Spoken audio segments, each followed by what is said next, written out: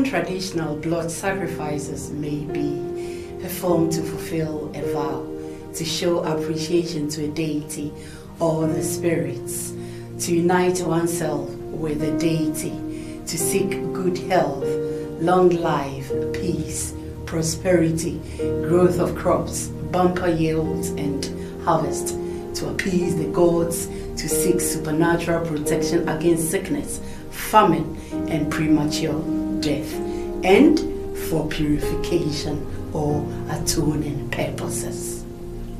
After obtaining the blood, different rituals can be performed with it, including sprinkling it on the offerer, the people in a community, or a deity, and others. Also, the account closely connects blood with kinship, and so it is believed that the blood of the ancestors ran through their clans. Therefore, there is a kind of blood covenant that binds the dead, the living, and the watched yet to be born members of a family together. The traditional account seeks means of avoiding punishment from supernatural powers. A way to restore a broken relationship with the spirit world or a broken covenant with the spirit world is to offer sacrifices.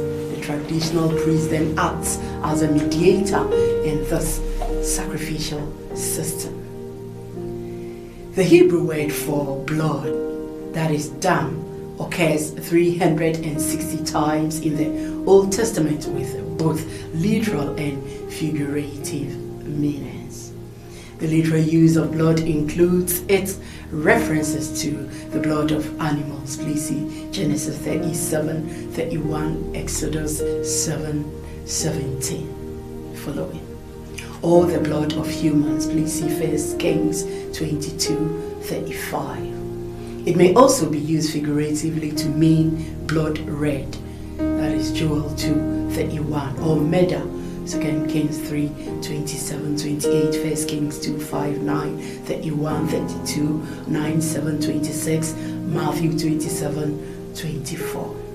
Blood also signifies the legal guilt associated with murder, as evident the phrase blood upon your head in 1 Kings 2, 33 and 2 Samuel 4, 11. Blood is also used in the context of divine judgment against wickedness and rebellion, indicated by statements like God will require their blood. Please see Psalm 78, 44, Isaiah 9, 5, 34, 3, Ezekiel 14, 19, 21, 32, and Zephaniah 1, 17. In the New Testament, the Old Testament idea of sacrifice is still applied to Christ's blood.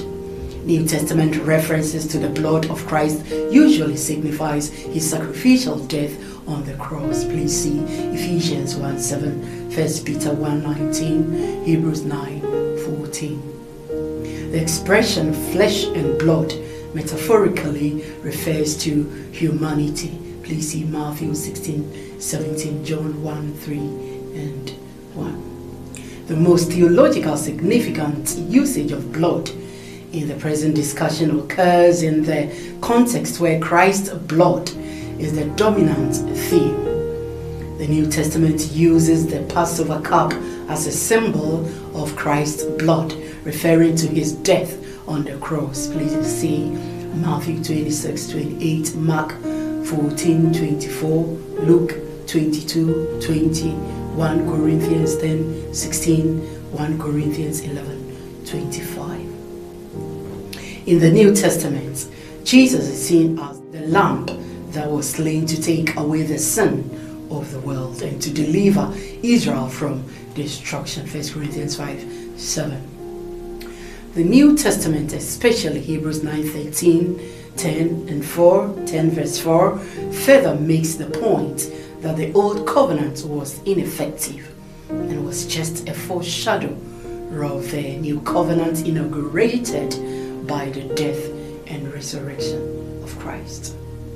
The word that connects old and new with reference to the atoning blood sacrifice is Kippur in Hebrew, and hilasterion in Greek.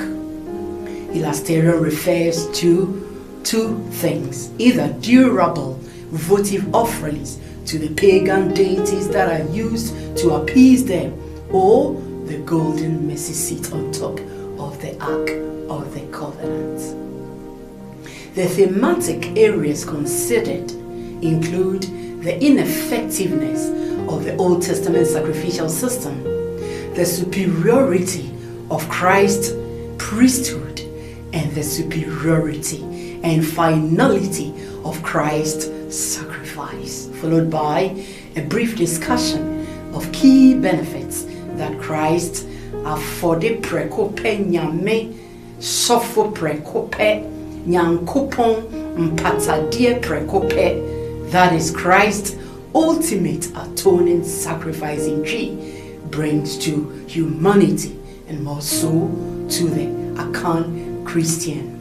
That's the speaking blood, a Jesus Yom Kippur prayer service.